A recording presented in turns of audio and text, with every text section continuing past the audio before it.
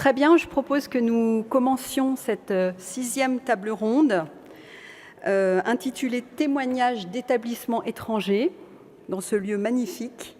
Donc c'est un honneur et un grand plaisir pour moi de vous présenter Marie-Christine Julian de l'Université statale de Milan, qui va nous parler du centre Criard et avec une communication intitulée « À contre-courant du tout à l'anglais ».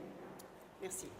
Voilà, donc je voulais présenter mon université d'abord. Donc, je fais partie de l'Université statale de Milan, donc je voulais seulement dire qu'à Milan, donc en Lombardie, nous avons 6 universités, 3 universités privées et 3 universités d'État. D'ailleurs, on m'avait tout de suite vu comme appartenant à l'université catholique, parce que quand on vient en Italie, non, je ne suis pas l'université catholique, qui existe. Il y a aussi un Politecnico qui, bien sûr, forme des ingénieurs et des architectes.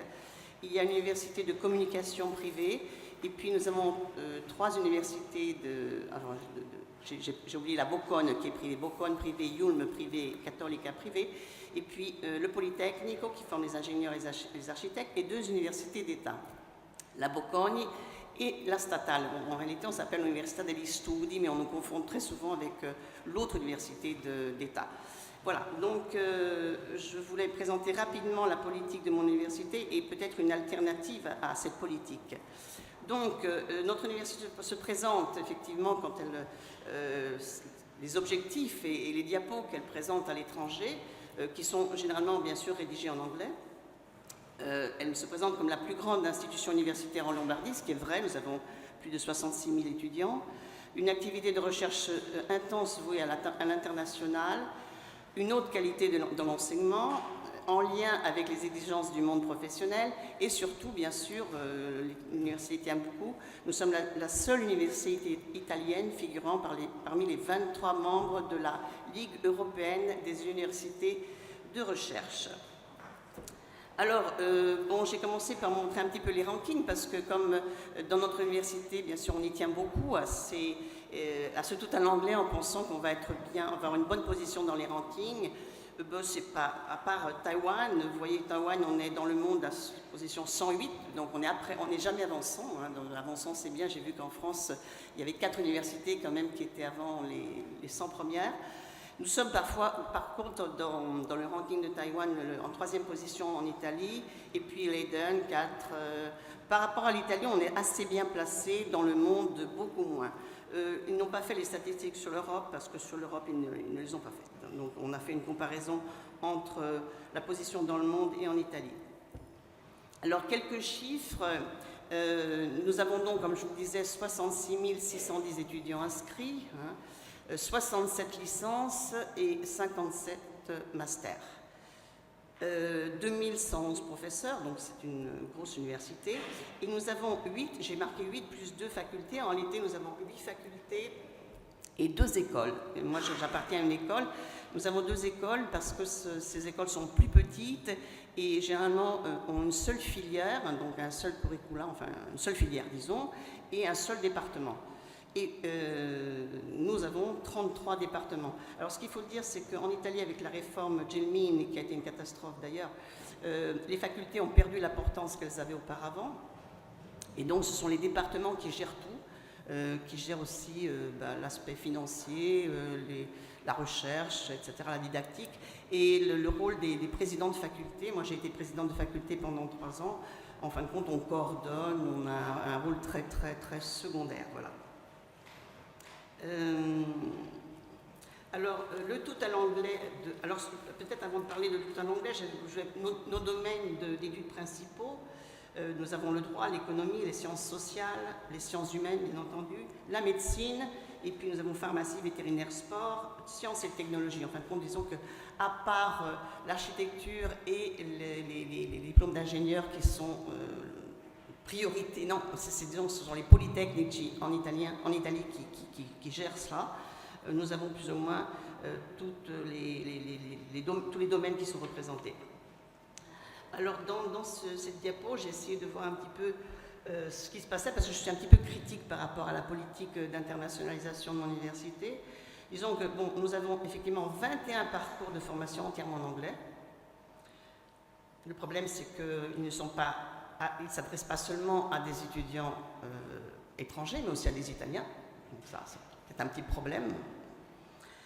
Ensuite, nous avons 587 cours offerts entièrement en anglais. Donc ça veut dire, dans des filières qui ne sont pas forcément toutes en anglais, il y a des profs qui font cours de géographie plutôt que d'économie en anglais. Ils ont été bien sûr très stimulés à le faire. L'ancien président de l'université pensait même augmenter le salaire de ceux qui enseignaient en anglais. Voilà. Alors après, pour ce qui est alors là aussi il y a un problème parce que bien sûr tout est basé sur ça. Il faut attirer des étudiants étrangers, les fameux étudiants internationaux. En réalité, moi je les ai divisés en deux catégories. Pourquoi? Parce que nous avons 3 983 étudiants étrangers. Bon, je me suis donné les statistiques. Et 2360 étudiants diplômés à l'étranger. Alors, les étudiants étrangers, en réalité, ce sont des étudiants qui ont la nationalité étrangère. Mais ça peut être très bien. Par exemple, nous avons une communauté chinoise très importante à Milan, des jeunes Chinois qui sont nés en Italie, mais qui ont leur carte d'identité chinoise, enfin bref. Et donc, ils figurent parmi les étudiants étrangers, même s'ils résident depuis très longtemps en Italie. Est-ce que c'est ça, l'étudiant étranger? Il faudrait bien voir. Et puis, les 2360 étudiants diplômés à l'étranger, donc ça, c'est des étudiants qui arrivent avec un bac étranger, donc pour la licence, ou bien avec une licence étrangère pour le master. Et là, parfois, nous avons aussi des Italiens qui ont passé leur licence à l'étranger et qui décident de continuer en master. Alors, ça c'est un petit peu la situation, donc je voulais mettre l'accent sur le département auquel j'appartiens, que nous avons fondé en 2012, mais qui vient d'une double réalité, parce que avant nous avons créé un parcours de médiation linguistique et culturelle, en travaillant avec deux facultés, la faculté de sciences politiques, qui n'est pas Sciences Po française, hein, mais sciences politiques et sociales, disons, et la faculté de langue et littérature étrangère. Et nous avons créé ce cours de médiation linguistique et culturelle, et avec la réforme de 2012, nous avons donc créé ce département de SMELSI, qui est Scienze della Mediazione Linguistica di Studi Interculturali. Alors, nous on a essayé effectivement d'être une alternative un peu à ce tout à l'anglais, parce que dans notre université, nous avons à la faculté de langue et littérature étrangère, à la faculté de lettres, pardon, un département de langue et littérature étrangère. Et donc nous sommes plus petits, nous sommes l'école, donc on nous a donné cette possibilité de créer notre école, l'école de la science de la médiation linguistique et culturelle. Et nous avons donc vous voyez, 3 curricula en licence, mais ce qui est important, nous avons aussi un curricula avec langue et culture italienne pour les médiateurs linguistiques étrangers. Donc ça aussi, c'est pour attirer des étrangers qui viennent, et je pense que c'est important, ils viennent apprendre l'italien chez nous. Donc c'est un parcours où ils ont 2 langues étrangères, et une de ces langues étrangères est l'italien. Et ce parcours, donc en master, nous avons Lingue et Culture, donc langue et culture pour la communication et la coopération internationale. Et là encore, nous avons 2 curricula, dont l'un est italien, langue 2, pour l'intégration et la communication interculturelle. Nous avons bien entendu des doubles diplômes, bon, pas beaucoup encore, bon, on va essayer en fin de compte, cette réalité est assez récente, de SMEL remonte à 2012, même si nous avons commencé en 2000 le cours de médiation linguistique. Donc on a un double diplôme avec Valladolid, avec l'AMU d'Aix-Marseille et avec Moscou, l'université de Moscou. Qu'est-ce que je voulais dire? Je voulais vous présenter CRIAR. Qu'est-ce que c'est CRIAR? CRIAR, c'est pas beau en français, mais ça, c'est un acronyme qui vient de Centre, ça serait Centro di Ricerca Interuniversitario Americhe Romanze, donc Centre de recherche interuniversitaire sur les Amériques romanes. Pourquoi ce centre? Ce centre a été créé, il est très récent, nous y avons songé en 2015, avec quelques collègues, en disant, en fin de compte, dans notre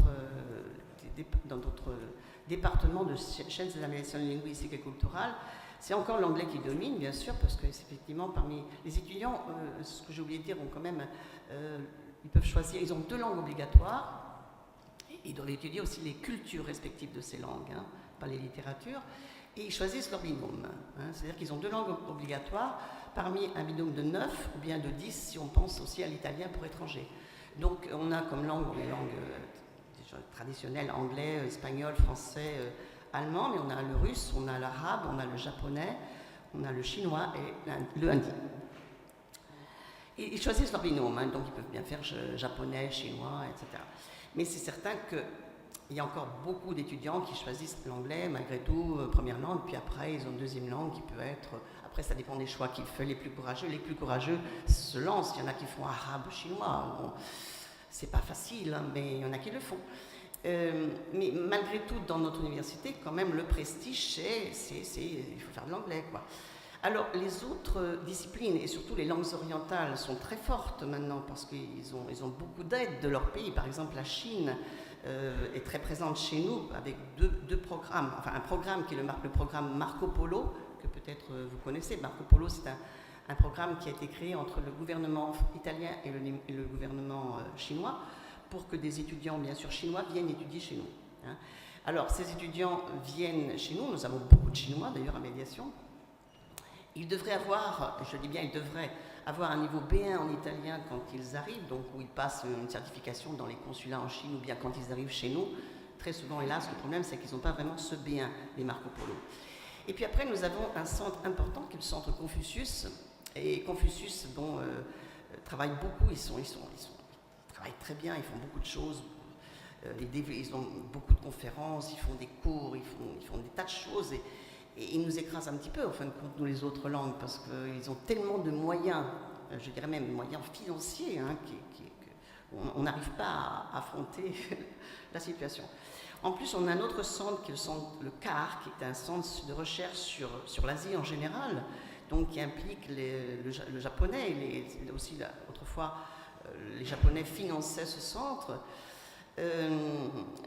Donc, à un certain moment, on s'est dit, mais nous, les langues romanes, puis après le russe, les Russes ont créé un centre qui s'appelle Ruskimir, et donc là aussi, c'est le gouvernement russe, je dirais, qui donne des subventions pour organiser des cours, ils envoient des personnes, etc. Donc on a pensé, il faut se mettre ensemble les langues romanes. Donc en médiation, nous n'avons plus le portugais, hélas, parce que nous n'avons plus de ressources. Au début, nous avions enseignants du portugais, mais les professeurs ne sont pas remplacés quand ils partent à la retraite, donc nous n'avons plus de portugais. Mais le portugais est enseigné à la faculté de langue et littérature étrangère.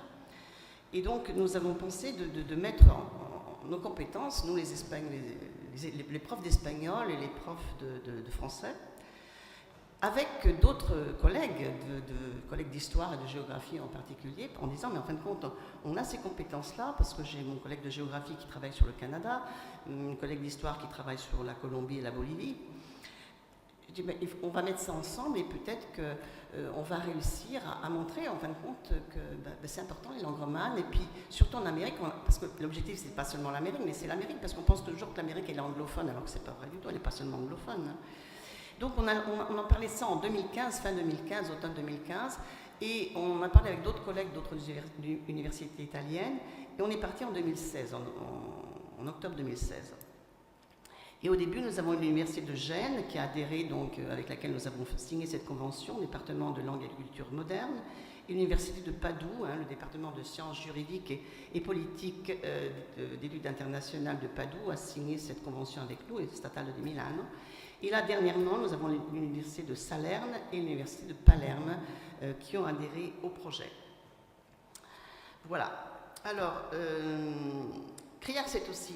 Alors, nous avons créé ce centre, enfin, je vais dire un petit peu quels sont nos objectifs.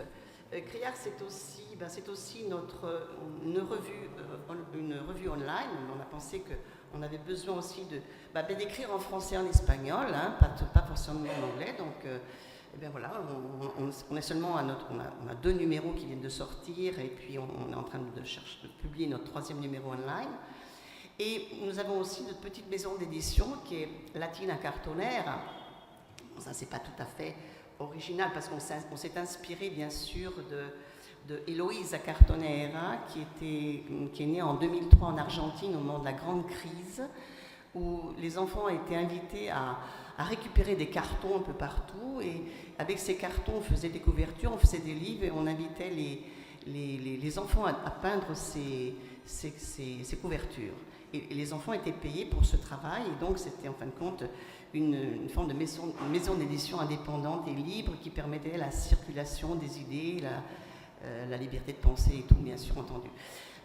En France, j'ai vérifié, il y a aussi Cosette Cartonner, je ne sais pas si vous la connaissez, Cosette Cartonner qui est née en 2013 en Auvergne, à Clermont-Ferrand, qui plus ou moins a les mêmes objectifs. Alors nous, avec Latina Cartonner, qu'est-ce qu'on fait? On suit tout le processus éditorial et on fait travailler nos étudiants. Hein. Donc l'étudiant, il contacte l'auteur, c'est de la traduction, hein. On parlait de Eco, la langue de l'Europe, c'est la traduction, quelqu'un l'a répété hier. Hein. Donc nos étudiants, ils commencent avec, ils contactent un auteur en disant est-ce que vous voulez qu'on vous traduise? Ils traduisent, bien sûr, on surveille la traduction du livre, et puis après, les livres, c'est cela, voilà, c'est eux-mêmes qui les font, c'est des petits livres comme ça, voilà, et c'est fait manuellement, etc. Et puis de même pour nos congrès, on fait nous-mêmes nos petits travaux, voilà. Et je dois dire qu'on a eu plus de succès qu'on ne le croyait, parce qu'il y a eu énormément d'adhésion. Alors, qu'est-ce que c'est que cette recherche de Créard? Alors, le premier point, c'est notre but, c'est l'analyse des productions linguistiques et littéraires romanes dans des contextes anglophones. Donc c'est intéressant de voir ce qui se passe. Deuxième point, c'est l'étude diachronique et synchronique des langues et cultures en contact dans leur lieu d'origine ainsi que dans des contextes migratoires. Et le troisième, il manque un aussi. Ça sera aussi, ça c'est le futur, hein, parce qu'on a commencé avec les Amériques, mais on est ambitieux, c'est un peu comme un défi, et puis c'est un peu ambitieux, donc ce sera aussi l'étude historique, géographique et culturelle des langues et cultures romanes en Europe, en Afrique et en Asie par la suite. Bon, on vient juste de commencer, mais je pense qu'on y arrivera. Alors, nos relations, les relations, je les ai... On est né en 2016, hein, il y a 2 ans, hein, il y a tout juste 2 ans, et on a eu tout de suite de fortes adhésions, bien sûr. D'abord, nous, les francophones au Canada. Alors, au Canada, j'ai mis relations, pourquoi? Parce que dans certains cas, ce sont des relations personnelles que nous avons avec des profs pour la recherche, pour les échanges d'étudiants, pour ce genre de choses. Mais dans pas mal de cas, on est en train de signer des accords. Il y en a qui ont déjà été signés, d'autres qui sont en train d'être soumis à notre président de l'université. Donc au Canada, nous avons des relations et des accords avec Laval et avec Sherbrooke, parce que nous les avions déjà dans le passé. Aux États-Unis, c'est la Morgan University de Baltimore, avec laquelle nous avons signé un accord. Et puis, nos collègues hispanophones travaillent énormément. Et nous avons beaucoup d'accords, plusieurs accords avec Cuba, l'Université de La Habane, de l'Orient, la Casa de las Américas. Avec la Casa de l'América, c'est une collaboration. Avec l'ESTI, on a une convention. Hein. Et puis, comme vous voyez, en Colombie, au Pérou, au Brésil, en Uruguay et en Argentine, nous avons d'ailleurs à Milan l'appui, je dois dire quand même, des consulats, parce que nous n'avons pas encore un accord avec la Bolivie, mais la consule de Bolivie est toujours présente quand nous organisons des conférences et des échanges, etc. Le consul d'Argentine est très présent, et celui d'Uruguay aussi. Nous avons fait avant-hier une journée d'études pour commémorer le dramaturge Chancets, il s'appelle Chancets, voilà. Et donc, vous voyez, c'est un début, mais c'est quand même pas mal, parce qu'en 2 ans, on a réussi à créer ce réseau, et c'est vraiment, je pense que l'internationalisation peut passer par là, et peut être une alternative valable à l'anglais. On va en parler par la suite, effectivement, si vous avez des questions à me poser là-dessus. Voilà, donc mes conclusions, qui ne sont pas des conclusions, mais qui sont des propositions, en fin de compte. Alors je pense que face à une politique, hier M. Grain disait fort justement que c'est pas qu'on est contre l'anglais, c'est pas qu'on a peur de l'anglais, mais c'est qu'on est contre l'hégémonie d'une langue. Je pense que c'est ça, il n'y a pas d'hégémonie de langue.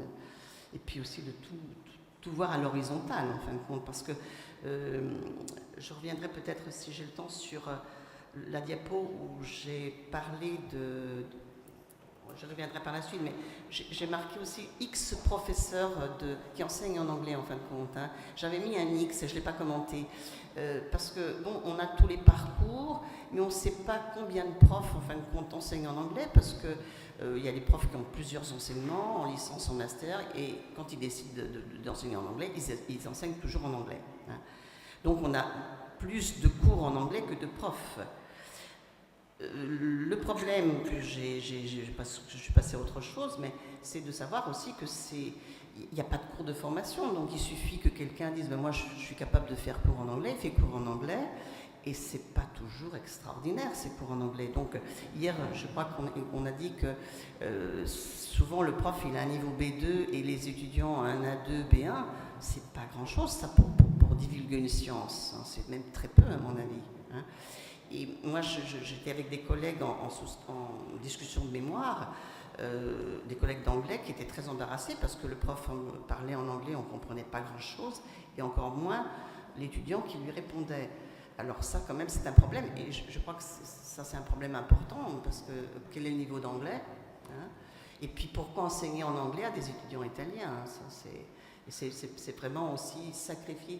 Donc face à une politique d'internationalisation vouée au tout à l'anglais, l'enseignement et la recherche sur les langues et cultures romanes peuvent s'appuyer sur la réalisation de projets communs, de recherche, d'échange, d'enseignement, terza missione aussi, on en parle si vous voulez pendant le débat.